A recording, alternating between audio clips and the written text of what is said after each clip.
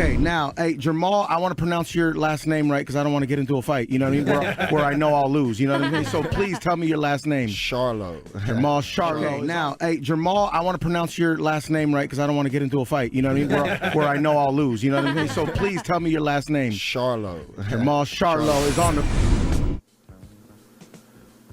Earth to Keith Thurman Jr. Come in, Keith Thurman Jr.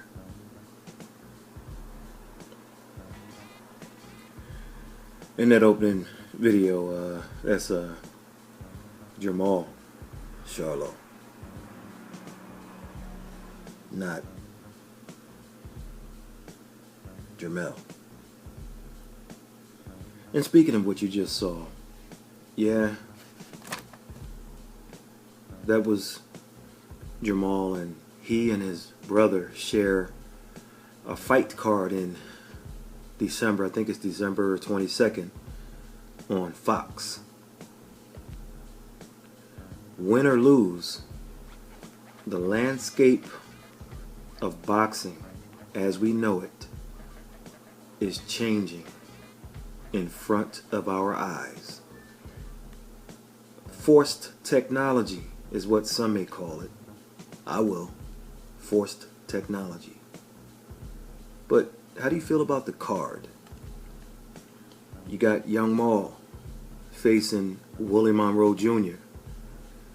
His brother Jermell faces Tony Superbad Harrison. I think both brothers will get pushed in these fights. If you're not careful, then who knows? But I think both brothers will get pushed. But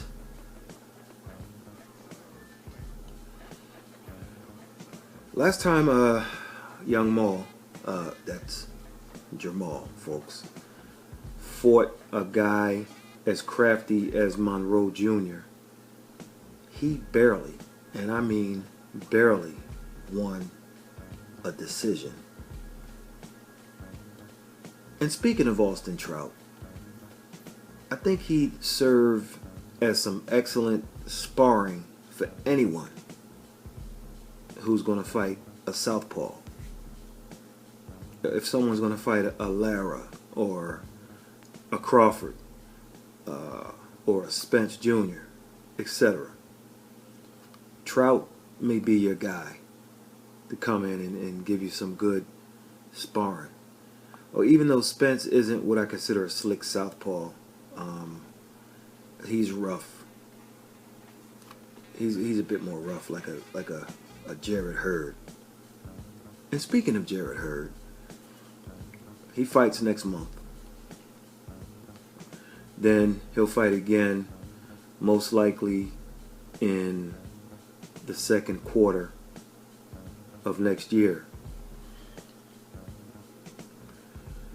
Julian Williams might be on a collision course to fight Hurd in April of 2019 if he doesn't get Lara first. If so,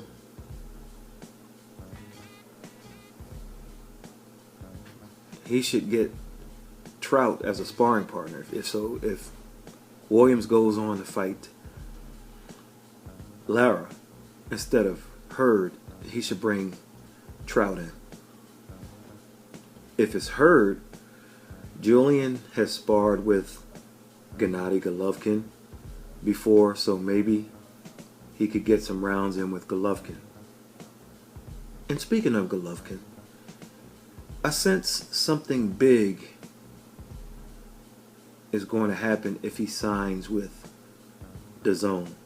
Not necessarily for him, but when you look holistically at his weight class. Hear me out. I think we're going to get a 6-man or 8-man middleweight tournament. Okay. If we do, Golovkin's going to have he's going to play a big part. Like, you have to get him signed.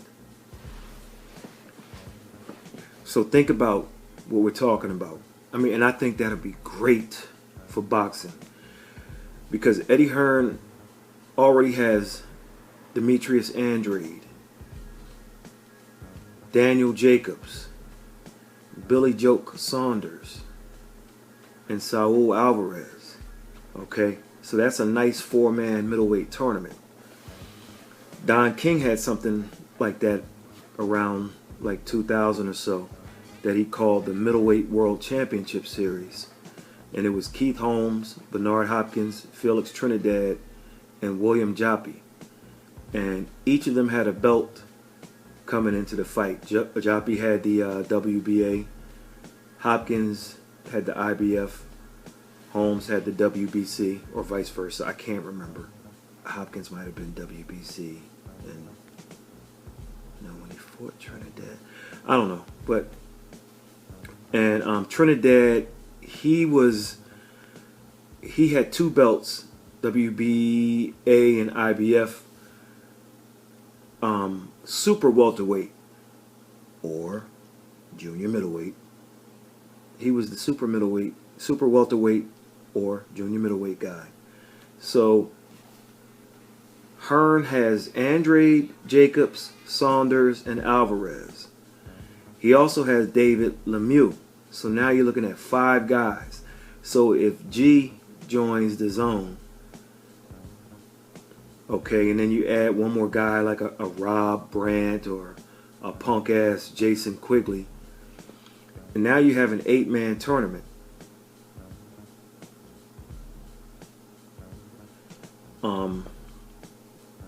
And I noticed I heard all last week, all I heard was about Eddie Hearn making an offer to Team Golovkin, and then Golovkin was fielding offers.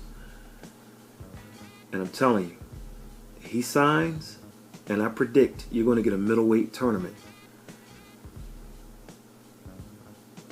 based on the offer to Golovkin to sign on.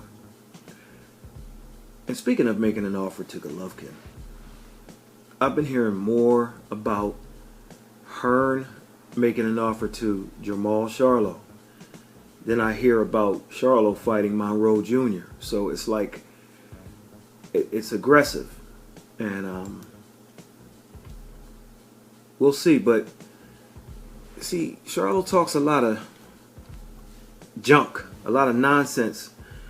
Well, here's the thing though, that he's going to have to consider. If Andrade, Jacobs, Saunders, Alvarez, Lemieux, and G all go to the zone, then Eddie Hearn potentially, I'm not saying it'll happen, but potentially the zone can do what Premier Boxing has done to so many others in the past and currently. They can freeze a boxer out. Because now Charlo can be frozen out of he can be frozen out of the picture, and then they can play hardball with Charlo. Sign with us, and you get the big fights you allegedly want. Don't sign with us, and you'll be thanking Al Heyman for nothing. So it'll be interesting to see how it plays out in 2019. A lot of people's hands are going to be forced. They're going to be forced to play their hand. So this one is one of the key ones. So it'll be interesting to see how it plays, especially for Charlo and especially overall for Premier Boxing. And speaking of Premier Boxing, rumor has it one week that Sean Porter wants to jump ship and go to DAZN. If he does that, I can hear people say he did it to run away from Spence Jr. Just like Jacobs jumped to HBO to run away from Charlo. Oddly enough, I didn't hear anybody say that about Adonis Stevenson when he ran to another network to avoid Kovalev. Not that I recall. Did you? And on top of that, will the same people who say AJ is scared of Wilder and Crawford is scared of Spence Jr., will they now say Charlo is scared of the DAZN guys since he didn't sign with DAZN and fights won't be made? Will they say that to him? I believe it when I see it. Now listen, I'm not saying DAZN won't match their guys up with Premier guys or ESPN guys or whatever. What I mean is DAZN is going to take the play away from Premier and force its hand. Okay, and then we'll see what the real deal Holyfield is with all of this, because they're going to force Premier Boxing's hand. I'm telling you. Then the monopoly will be over. Whether it ends quickly or slowly, it'll be good news for boxing fans, real boxing fans, because it'll do one of two things. It'll force internal matchups within Premier, and eventually they'll have to explore matchups outside of the bubble. So they'll have to lower the force field. And that's what boxing needs. Alan Heyman is an advisor. Okay? Once he begins to stay in his lane and play his role, which is advisor, then he'll let his boxers sign deals. That will happen sooner or it will happen later. But it will happen. We're hoping for sooner. And speaking of signing deals, if Mikey Garcia fights Errol Spence Jr. and loses, I believe there still will be a $40 million offer on the table for him. He beats Spence Jr. and DAZN may have to up the ante. No, they will have to up the ante. So we'll see, but I think he's in the driver's seat no matter what happens. So if he loses to Spence, or even if he wins, and he takes that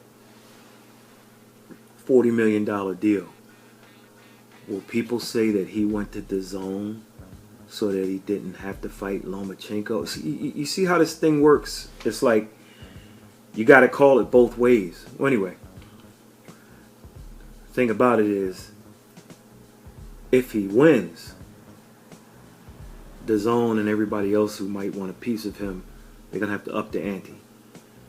And speaking of upping the ante, Adrian Broner better get more than $4 million for fighting Manny Pacquiao. And most people think it's a given. Most people think it will happen. We'll see. But he and Danny Garcia had $4 million on the table a couple of years ago to fight Pacquiao. And anything less than $4 million or equal to $4 million at this point is a bust for Adrian Broner. Not to mention the $40 million deal he was offered by Rock Nation a few years ago. At this date, he would have earned 24 of that $40 million by now, had he signed with Rock Nation. So, we'll see how that welterweight fight goes. And speaking of welterweights, I hear Keith Thurman Jr. may come back and fight Sean Porter. Listen, man. Keith Thurman Jr. is a sucker MC. Hey, Duke Odin, your boy is a fraud. He's playing you, bro. I'm telling you. First he was coming back in May 19th. Then August 4th. Then September 8th. Then December 1st. Now they got tired of naming dates, so now they're going to name fighters. Oh, he's going to fight Porter next. It's called keeping your name in the news. Trying to keep your name relevant. Keith Thurman Jr. is a sucker. And you can tell him I said that, Duke. Your boy's a fraud. I'm telling you, Duke. And speaking of Duke, I'm a Duke basketball fan. And we've reloaded. We don't rebuild, we reload. So we'll see if these one and dones can gel with each other and bring another title.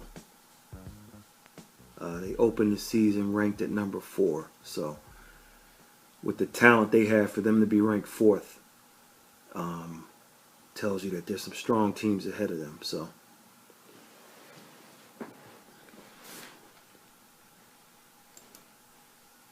and speaking of Duke, my man Duke Oden 7458. Check his channel out. He's been laying down the truth lately, and I don't mean Spence. Also, my man CMD Boxing Reports. CMD Boxing Reports. You know, the thing I like about these guys is threefold. First thing is we don't always agree, but these guys give respect. They give respectful opinion, and they respect what other people have to say. Don't always agree, but secondly, they keep it boxing related content. They talk boxing. They give their opinion. They don't get into these sideshows that. And I'll give them credit, some of the other channels, because they're bigger channels that have tens of thousands of followers, but it's moving on. And lastly, or thirdly, you can tell when their favorite fighter needs to be criticized, that it hurts them. But they don't let the fact that it hurts them stop them from calling their guy out if he needs to be called out. And that's not easy to do. It really isn't, especially these days and times. So, but they're out there preaching the boxing truth. Sometimes you gotta swallow a big pill when you criticizing someone who you really follow and who might be one of your favorites. So hats off to both of those channels. Make sure you check them out. Duke Oden 7458 and CMD Boxing Reports. They're out there preaching the truth. So is this cat named Brendan at True School Sports. I mean, calls it straight. I kind of wish Split D Boxing, Earth to Split D Boxing. I wish Split D Boxing would come back. I really like their stuff, and I definitely rock with these guys, man. I gamble on some of these guys for sure. And speaking of gambling, I think I'm going to the Bivol, Dimitri Bivol versus John Pascal fight. It may or may not be HBO's final show. They're trying to have their series finale in December with the comeback of, well, I won't say the comeback, but Chocolatito headlining the show. Stay tuned. Sorry, I'm losing my voice. So, HBO's last pay-per-view was a good one. It was Golovkin versus Alvarez 2. And it went over 1 million buys, which is great these days, especially for pay-per-view. And speaking of pay-per-view, hey, looks like the PBC is no longer free. You guys got your wallets ready? They'll have 3 pay-per-views in 3 months. Okay, you got Wilder versus Fury in December. You got the Pacquiao versus Broner in January. And then the Spence Jr. versus Garcia in February. So that's going to run people about, if I had to guess, close to $250 or so to see those fights. If $70 is your magic number, I don't know. So after February, when that 3rd pay-per-view takes place, I want you to come at them hard with criticism, or even before then, just like you would at any other network, because that's not boxing on free TV. That's them taking over something that pretty much HBO was only doing, but maybe a couple of times a year for their big fights, like May and September. So make sure you're critical of them. Call it both ways, guys. And maybe the Spence versus Garcia won't be as expensive as Pacquiao or Wilder versus Fury, so we'll see. And speaking of Wilder versus Fury, come on, Victor Atkinson. You know Fury's going to outbox that guy, man. Easily. You know this. Don't believe the hype, man. Fury's going to outbox this guy. You know this, Victor. Come on.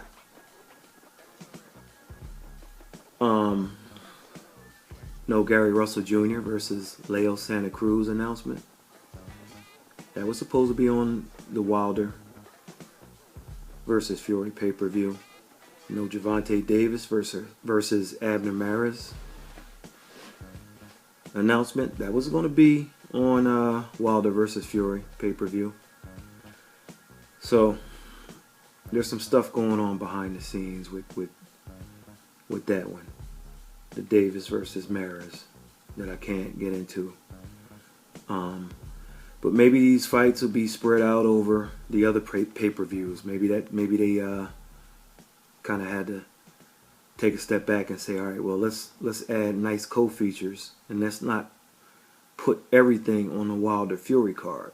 So you swap that out for Chris Arreola versus to be announced, and a couple of other cards, but I don't know. We'll see. We're a month out, so you got to tell me something. Boy, my voice is dead. To my lady listeners out there, my voice is messed up right now. So, all 2 of you, I'll get back well on when I do the next one with the voice. Change in weather. I'm really excited. I'm really interested in the Josh Taylor versus Ryan Martin matchup Saturday. We also have a good matchup with Miguel Berchelt versus Miguel Roman on ESPN Saturday. The Josh Taylor versus the Ryan Blue Chip Martin. That's the Zone, right? Yeah, the Zone is killing it. And then Miguel Berchelt and Miguel Roman is ESPN Saturday evening. And then also on Facebook. Okay, you get a fight for free for those of y'all that don't have cable. Facebook is what I believe is an excellent matchup at this point in both guys' careers. Sully B. All right, that's Sullivan Barrera. Sully B versus Shawnee Monahan. I think that's just a good matchup for both of these guys. I'll favor Sully B in this one, but you just don't know. Shawnee's fighting in his hometown. And I guarantee you within 2 minutes of round 1, before the 2-minute mark, you're going to start hearing fans, Shawnee. I mean, they just do it. Also, Nonito Donaire takes on Ryan Barnett in the World Boxing Super Series Bantamweight matchup for the rights to fight Zolani Tete. So that'll be on, that's on DAZN. Yep. And then a week later, in the World Boxing Super Series Cruiserweight matchup, Marius Briedis takes on Gavor. And then Krzysztof Glowacki takes on Maxim Vlasov. So that'll take, the winners of those will get to the Cruiserweight Final Four. And on the other side of the Cruiserweight Final Four, you have a good, nice matchup between Yunier Dorticos or Dorticos. Take your pick. And so that I think that one is I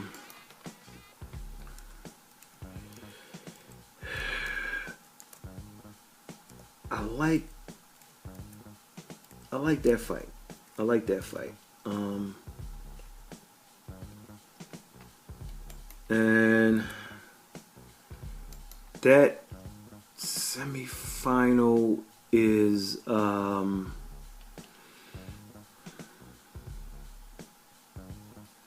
trying to think when that semifinal is. I'm not sure, but he fights the American Tabiti, Andrew Tabiti. That's going to be interesting. Mainly to see what Dorticos has left, because Tabiti is still young, in his prime. So that'll be interesting.